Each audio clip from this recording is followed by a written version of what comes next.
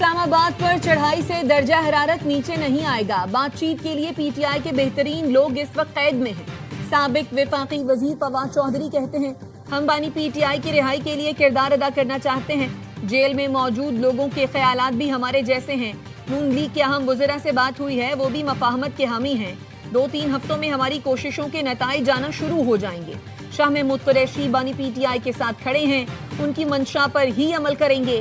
شاہ محمود چاہتے ہیں بات چیت شروع ہو اور درجہ حرارت نیچے آئے.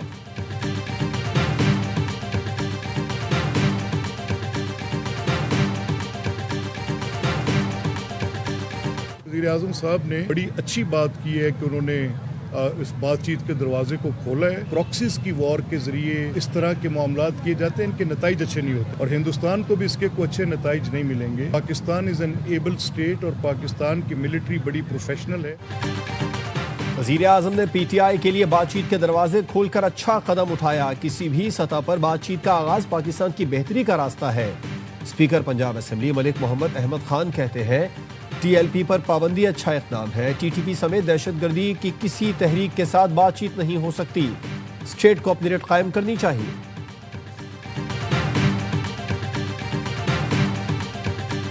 چند دنوں کے اندر ایک جرگہ بلانے جا رہے ہیں جو کہ غالباً 6 یا 7 کو ہے. صوبے کے امن کے حوالے سے, صوبے کی سلامتی کے حوالے سے, صوبے کی خوشحالی کے حوالے سے. تو میں نے کہا اگر آپ صوبے کی امن کی, خوشحالی کی اور ترقی کی بات کریں گے تو ہم بالکل آئیں گے. اور ہم نے یہ بات کی کہ ہمیں مل کر جو ہے وفاق کے ساتھ جو ہمارے ایشوز ہیں اس کو ٹیک اپ کرنا چاہیے. وفاق کے ساتھ کنفرنٹیشن زیادہ نہیں ہونی چاہیے کیونکہ اس صوبے کو وفاق کی سپورٹ کی ضرورت ہے. وزیر اعلیٰ سہیل آفریدی نے جرگے میں شرکت کی دعوت دی ہے. وزیر اعلیٰ کو چند دن دیں, ان کے اقدامات بتائیں گے وہ کتنے سنجیدہ ہیں. گورنر کے پی فیصل کریم کنڈی کہتے ہیں صوبائی حکام کو کہا ہے خیبر پختونخوا کو وفاق کی سپورٹ کی ضرورت ہے. وفاق کے ساتھ محاذ آرائی نہیں ہونی چاہیے. کشمیر کا فیصلہ کشمیر سے ہوگا, اسلام آباد سے نہیں. وزیر اعظم آزاد کشمیر کے نام کا اعلان کشمیر سے ہوگا.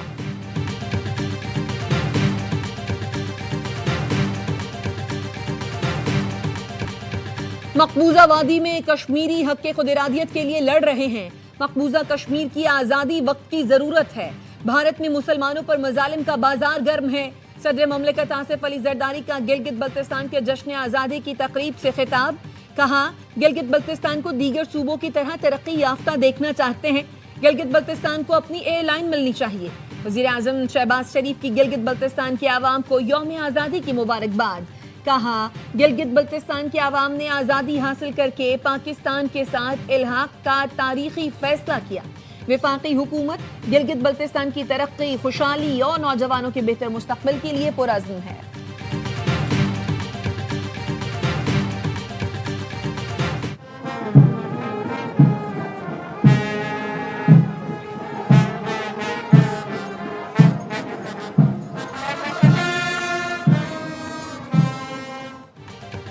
گلگت بلتستان کے 78ویں جشن آزادی کی تقریب مہمان خصوصی صدر مملکت آصف علی زرداری نے پریڈ کا معائنہ کیا. تقریب میں آمد پر گورنر اور وزیر اعلیٰ گلگت بلتستان نے صدر مملکت کا استقبال کیا. روایتی ٹوپی بھی پہنائی گئی. تقریب سے خطاب میں وزیر اعلیٰ گلگت بلتستان کا کہنا تھا بھارت کی سازش ناکام کی جائے, گلگت بلتستان کو آئینی دھارے میں لایا جائے. 78 سال سے ہم پاکستان کو اپنی منزل سمجھتے ہیں. گلگت کو قومی دھارے میں شامل کرنے سے عوام کا دیرینہ مطالبہ پورا ہوگا. پاکستان کی شان گلگت بلتستان. یوم آزادی گلگت بلتستان کی مناسبت سے آئی ایس پی آر نے خوبصورت نغمہ جاری کر دیا.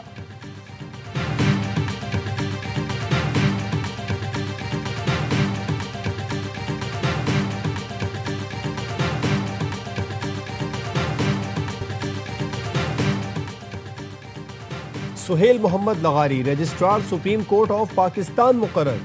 فخر زمان کو director general reform Supreme Court تعینات کر دیا گیا. ترجمان سپریم کورٹ کے مطابق فخر زمان عدالتی اصلاحات اور پالیسی ڈیولپمنٹ میں 3 دہائیوں کا تجربہ رکھتے ہیں. عابد رضوان سیکریٹری سپریم جوڈیشل کونسل تعینات کر دیا گیا.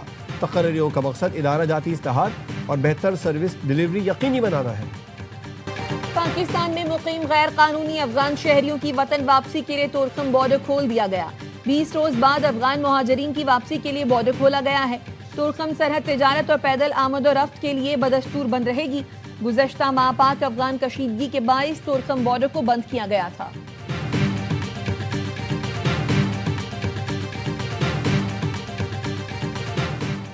نائب وزیر اعظم اسحاق ڈار کی زیر صدارت بین الوزارتی اجلاس حکومتی کارکردگی خصوصاً بیرون ملک پاکستانی مشنز کے کام کا جائزہ لیا گیا۔ وزیر خارجہ نے پاکستان کے سفارتی کردار کو مزید مؤثر بنانے پر زور دیا۔ کہا مشنز کی کارکردگی قومی اسٹریٹجک اہداف سے ہم آہنگ ہونی چاہیے۔ ترجمان دفتر خارجہ کا کہنا ہے اجلاس میں وزیر پیٹرولیم، وزیر مملکت برائے ریلوے، چیئرمین قائمہ کمیٹی خارجہ، معاون خصوصی طارق باجوہ، سیکریٹری خارجہ آمنہ بلوچ اور دیگر شریک ہوئے۔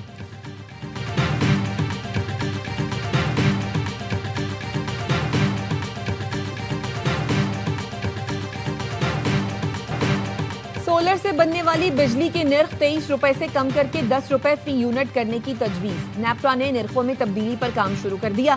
اگلے مرحلے میں سولر کے پے بیک ریٹس ختم کرنے کی تجویز زیر غور۔ وزارت پاور ذرائع کا کہنا ہے سولر سے بننے والی بجلی پر صارف کو سسٹم سے ادائیگی نہیں ہوگی۔ صارفین سولر انرجی کو 100% خود استعمال کرنے کا پابند ہوگا۔ سولر کی مد میں صارفین کو 125 ارب روپے ادائیگی کی جا رہی ہے۔ حکومت کے لیے آئی پی پیز کو ادائیگیاں مشکل ہوتی جا رہی ہیں۔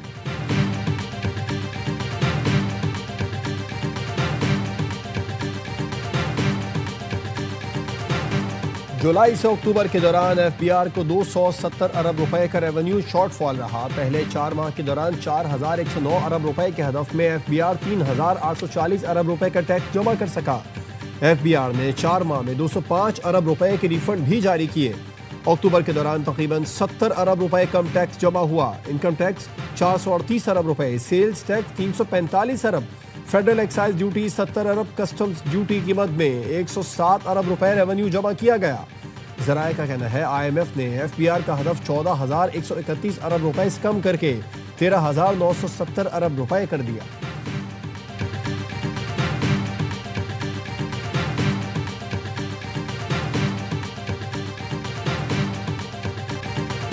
شہریوں نے پیٹرولیم مصنوعات کی قیمتوں میں اضافہ مسترد کر دیا۔ قیمتوں میں کمی کا مطالبہ، کہا مہنگائی پہلے ہی آسمان پر ہے، پیٹرولیم مصنوعات کی قیمتوں میں اضافے سے مشکلات مزید بڑھیں گی۔ پیٹرول کی قیمت میں 2 روپے 43 پیسے جبکہ ڈیزل کی قیمت میں 3 روپے 2 پیسے فی لیٹر اضافہ کیا گیا ہے۔ مٹی کا تیل 3 روپے 34 پیسے اضافے سے فی لیٹر 185 روپے 5 پیسے کا ہو گیا۔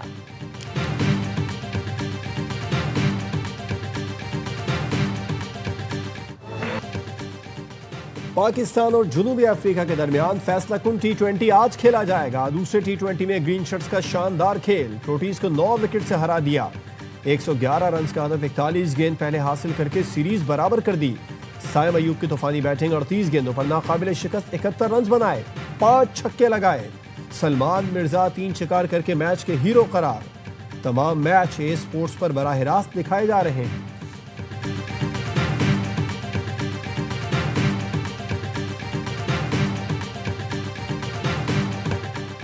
اقوام متحدہ جنرل اسمبلی اجلاس میں پاکستان کا بھارت کو کرارا جواب۔ فرسٹ سیکریٹری سرفراز احمد گوہر نے تقریر میں کہا جموں و کشمیر نہ بھارت کا حصہ تھا، نہ ہے اور نہ ہی کبھی ہوگا۔ جموں و کشمیر متنازع علاقہ ہے، فیصلہ اقوام متحدہ کی زیر نگرانی رائے شماری سے ہوگا۔ سلامتی کونسل کی قراردادیں کشمیری عوام کے حق کے خود ارادیت کی ضمانت دیتی ہیں۔ اقوام متحدہ کے نقشے بھارت کے زیر قبضہ کشمیر کو متنازع علاقہ ظاہر کرتے ہیں۔ بھارت اقوام متحدہ چارٹر کے آرٹیکل 25 کے تحت قراردادوں پر عمل کا پابند ہے۔ اقوام متحدہ کے ہائی کمشنرز اور عالمی ادارے بارہا بھارتی مظالم پر تشویش کا اظہار کر چکے ہیں۔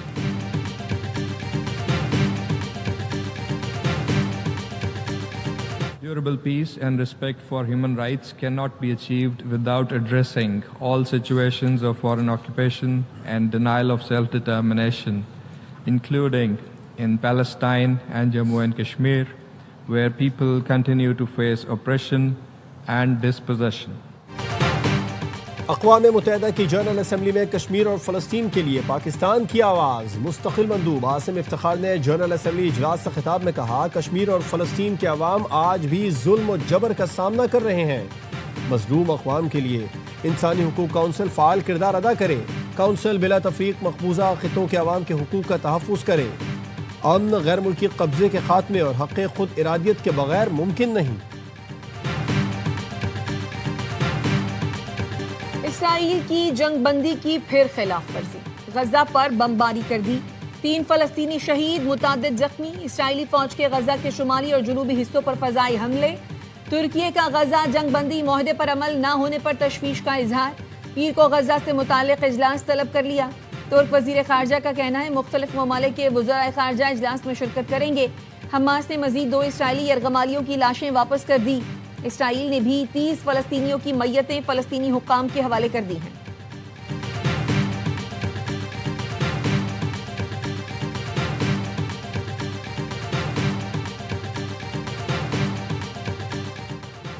سی ٹی ڈی کے 1 ماہ کے دوران پنجاب کے مختلف شہروں میں 386 آپریشنز، 18 دہشت گرد گرفتار۔ ترجمان سی ٹی ڈی کا کہنا ہے انتہائی خطرناک دہشت گرد تنظیم کے اہم رکن کو بھی گرفتار کیا گیا۔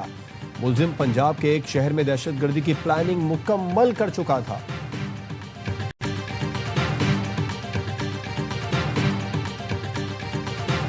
وزیر داخلہ محسن نقوی کا اسلام آباد میں ٹی چوک فلائی اوور اور شاہین چوک انڈر پاس منصوبوں کا دورہ، پروجیکٹس کی پیش رفت اور اطمینان کا اظہار۔ کہا تعمیراتی کاموں میں معیار اور رفتار پر کوئی سمجھوتہ نہیں کیا جائے گا۔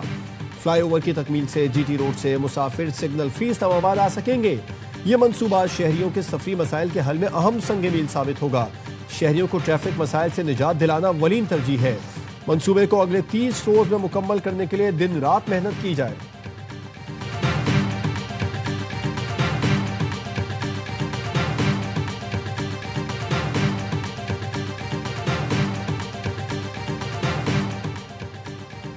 وزیر اعلیٰ پنجاب سے جرمن پارلیمنٹ کی رکن کی ملاقات، مریم نواز نے کہا پاکستان اور جرمنی جمہوریت اور پارلیمانی طرز حکمرانی پر یقین رکھتے ہیں۔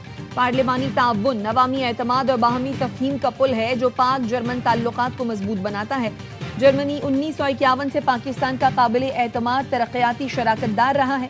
دونوں ملکوں کے درمیان 2024 میں تجارت 3.6 ارب ڈالر تک پہنچنا خوش آئند ہے۔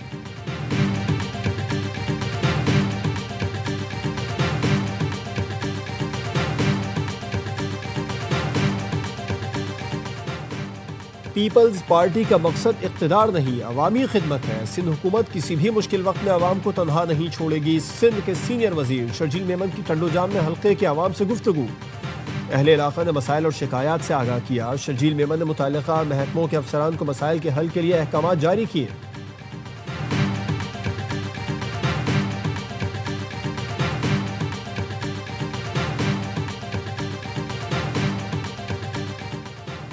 آئی بی اے سکھر نے ایم ڈی کیٹ کے نتائج کا اعلان کر دیا۔ پہلی تینوں پوزیشن کراچی کے طلبہ کے نام۔ کراچی کے محمود خان کی 180 میں سے 175 نمبر لے کر پہلی پوزیشن، کورنگی کے فیصل اشرف خان اور قمبر شہداد کوٹ کے شیراز حسین کا مشترکہ طور پر دوسرا نمبر، کراچی کے محمد ریان ہمایوں، مہنور شاہ نواز اور حیدرآباد کی ہیرا عابد تیسرے نمبر پر۔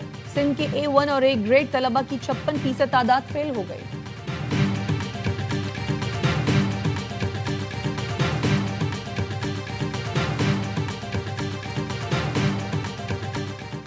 پاکستان براڈ کاسٹرز ایسوسی ایشن کے سالانہ جنرل باڈی میٹنگ کا کراچی میں انعقاد۔ دنیا نیوز کے میاں عامر محمود ایسوسی ایشن کے چیئرمین منتخب۔ ARY نیٹ ورک کے صدر اور CEO Salman Iqbal senior vice chairman منتخب ہوئے۔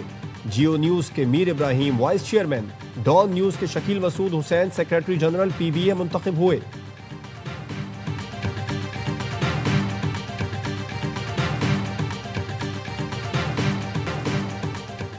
سندھ، پنجاب، خیبر پختونخوا، بلوچستان اور اسلام آباد میں بار کاؤنسل کے انتخابات کے لیے پولنگ جاری۔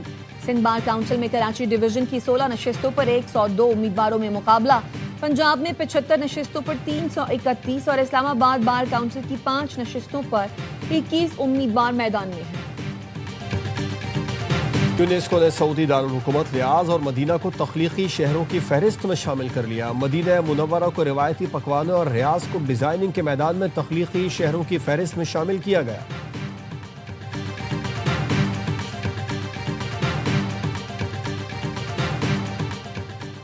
بابا گرو نانک کے جنم دن کے لیے کراچی کینٹ اسٹیشن سے خصوصی یاترا ٹرین لاہور روانہ۔ سکھ یاتریوں کو لے جانے والی ٹرین کل صبح لاہور پہنچے گی۔ سکھ یاتری لاہور سے ننکانہ صاحب جائیں گے۔